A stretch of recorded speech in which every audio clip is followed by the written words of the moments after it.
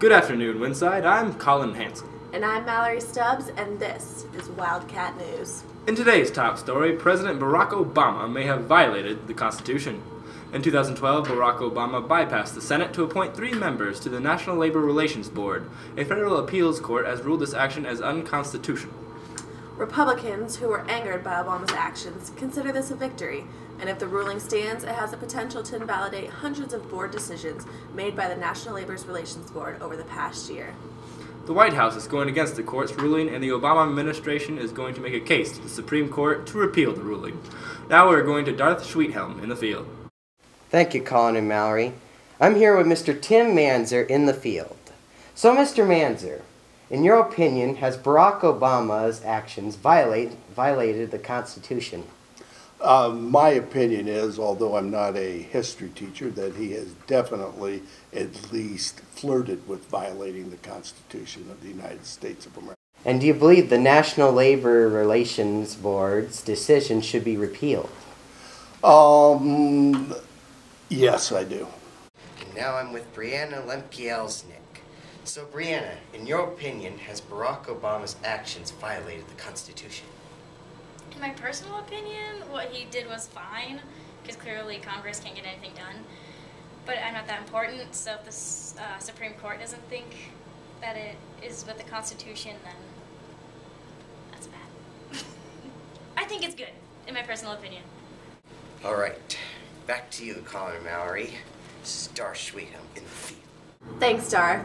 Looking good, Mr. Mans. Now we'll move on to our school news. The Windside Quiz Bowl team will be airing on KCAU Channel 9 on March 17th as they compete against Bishop Heelan in the Morningside Quiz Bowl competition.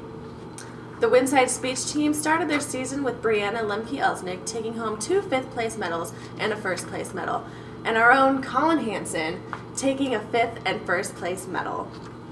Also, Naisha Teese has signed with Northeast to play volleyball, and we're going to Dylan with the details.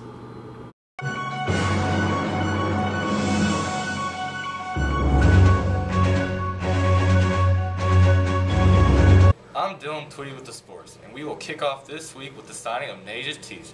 She has signed with the Northeast Community College volleyball team. So by choosing to play volleyball there, she got a full-ride scholarship to cover all of the tuition and her costs. Next, the boys and girls basketball team this year haven't done so hotly, besides Garrett Waters getting the state basketball record for rebounds in a game.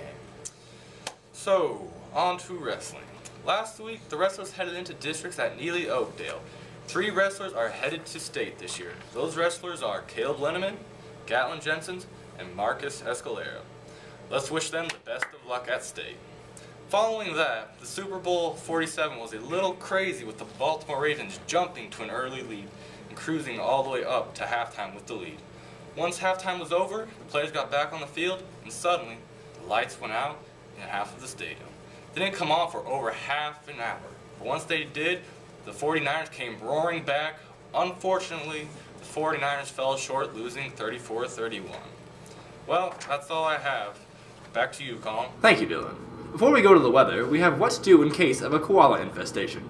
9 out of 10 professionals say the best thing to do is absolutely nothing, because koalas are completely adorable. The one professional that did not agree has no soul and is suspected of being Satan. And now to David with the weather. Hello. Over the weekend, Winter Storm Nemo hit the Northeast hard. The storm started Thursday as a low-pressure system over Florida and moved northeast toward the New England area. It combined with another low-pressure area from Illinois, making a superstorm that hit New England with heavy snowfall and fierce winds. The snowfall was recorded to be 40 inches at the highest in Connecticut, while other cities, including Concord, New Hampshire, Boston, Massachusetts, and Portland, Maine, received well over 20 inches. The winds reached over 80 miles an hour, which would put the storm near hurricane velocity. One of the major factors of the storm was power loss, with the total being over 650,000 customers without power. These were mostly because the Pilgrim nuclear power plant in Plymouth, Massachusetts, experienced an automatic shutdown at 9:15 p.m. on February 8th after losing off-site power. This was a safety measure, and there was no threat to the public. There are at least 15 deaths because of the storm, including traffic accidents, medical emergencies, and other various reasons. Back to you. Thank you, David. And that's all we have for today. Thank you for watching Wildcat News. And until next time, may the news be with you.